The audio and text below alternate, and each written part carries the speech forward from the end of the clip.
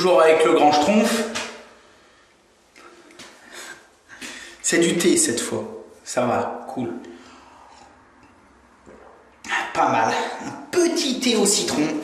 Alors, j'ai pris les hauteurs. Je vais poser ça. Bon les petits loulous, ok. Maintenant, explication des traits de niveau pour connaître la hauteur à laquelle je dois ragréer. Donc, petite explication très simple. Cette pièce, la buanderie, elle est dans un sous-sol. Dans ce sous-sol, il y a un couloir avec une autre pièce et donc une autre porte, etc. Le but, c'est qu'au final, que toutes les pièces soient du même niveau, c'est pas tellement important. Par contre, ce qui est important, c'est qu'au niveau des portes, tout soit au même niveau pour que quand on va ragréer et carreler le couloir, eh ben, ce soit nickel. Donc, explication. Je vous rapproche, j'espère que vous verrez. Je rapproche, j'espère que vous verrez. Ça, c'est ma cote de référence. Donc, ça veut dire que si vous voyez ici, j'ai un laser. Ce laser, vous voyez, il fait un trait tout le tour. Et il va jusque dans mon couloir et donc il va se mettre au niveau des portes. Quand je mesure la distance entre le trait de laser et le sol, donc la dalle que vous avez vue, le trait de laser et la dalle au niveau de l'autre pièce, je trouve 105,5 cm. 105,5. Dans ces autres pièces, je sais, parce que j'ai calculé avant, que l'épaisseur de mon ragréage au niveau de la porte va être de 1 cm. Donc, vous voyez ici sur mon petit dessin, j'espère que vous voyez bien, j'avance tout le machin, voilà. Donc, en fait, j'ai rajouté à ma cote, ici j'ai marqué ragréage, 1 cm. Je sais aussi que l'épaisseur de mon carrelage plus ma colle, que je vais mettre par-dessus, va correspondre à 1,5 cm. D'accord? Donc, j'ai une hauteur brute entre mon trait de laser et mon sol existant, ma dalle, de 105,5. Vu que je vais me faire un ragréage de 1 cm, cette cote va être réduite de 1 cm et passera donc à 104,5. Par-dessus ce ragréage, je vais mettre un carrelage, épaisseur du carrelage plus la colle, prévu 1,5 cm. 104 cm,5 moins 1,5. Ma cote finie au-dessus entre le trait de laser et le dessus du carrelage sera donc de 103. On est d'accord. Maintenant, ici, ça c'est ce qui m'intéresse. B, buanderie. Nous y sommes. Quand je mesure entre mon trait de laser et mon sol et ma dalle, j'ai pas 105,5, j'ai 106,5. Pour la simple et bonne raison, c'est qu'au moment de couler la dalle, eh ben, il y en avait grand, on n'a pas fait gaffe, c'est pas vraiment les mêmes niveaux. Donc c'est pas grave. Par contre, moi, mon but, c'est qu'à la fin, ce soit tout à la même hauteur. Donc j'ai 106,5 et je sais que mon carrelage fait 15 mm. Carrelage plus colle, 1,5 cm, je prévois. Donc ce qui m'intéresse, c'est d'arriver à trouver la hauteur de mon ragréage, la hauteur du ragréage que je vais être obligé de faire dans la buanderie pour que, une fois fini, eh ben, je sois au même niveau entre ma porte de buanderie et mon autre porte pour que dans mon couloir, ce soit bon. Donc, j'ai une cote de 106,5 brut entre mon trait de laser et mon sol. Je sais que mon carrelage fait 1,5 cm.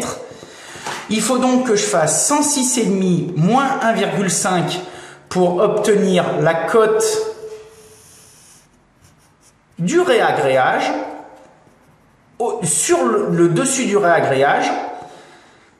Donc, c'est 105, d'accord ? Donc, ça veut dire que mon réagréage va faire 1,5 cm d'épais.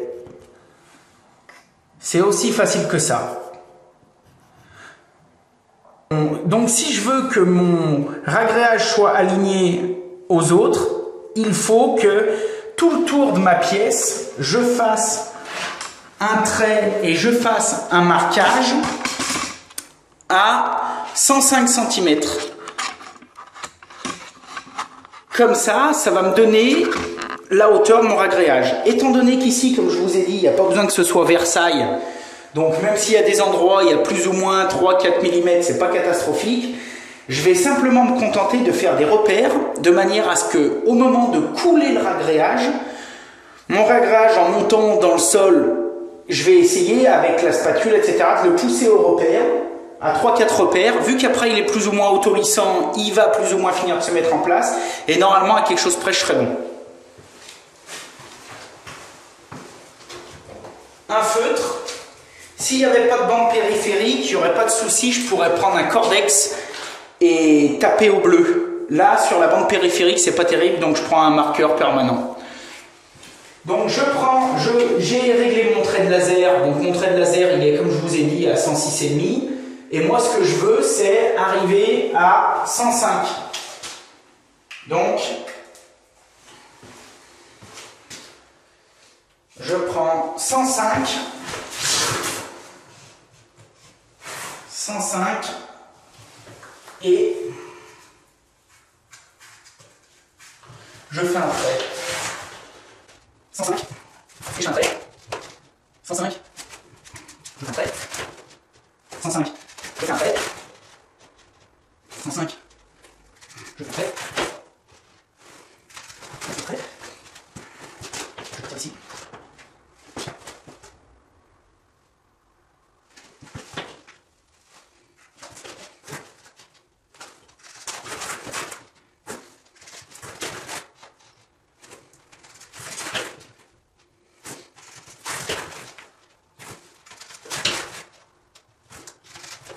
Un repère là, je tourne.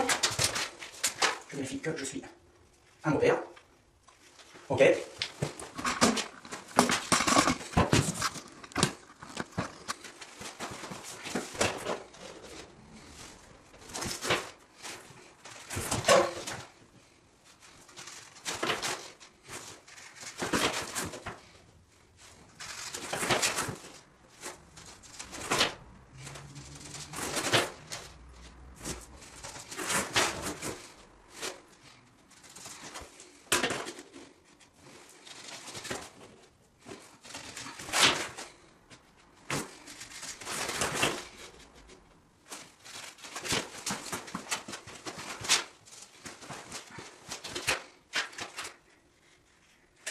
Bien.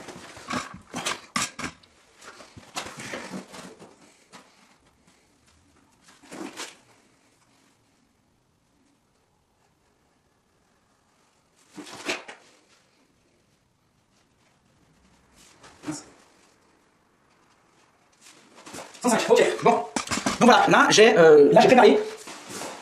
105, ok, bon. Donc voilà, là j'ai préparé tous mes repères. Alors ça c'est vachement bien parce que, pour vous expliquer rapidement, déjà au moment de couler, je vais pas me prendre la tête. Je vais pas me prendre la tête avec un mètre, machin, etc. à me dire mince, est-ce que est-ce que je vais être à la bonne hauteur, est-ce que machin. Là je sais que j'ai mes repères, donc ça veut dire que tout le tour j'ai mes petits points noirs tous les 50 cm. Au moment de couler, il suffit que je monte mon ragréage à quelque chose près à ces points et je sais que je suis bon. Ça c'est plutôt bien.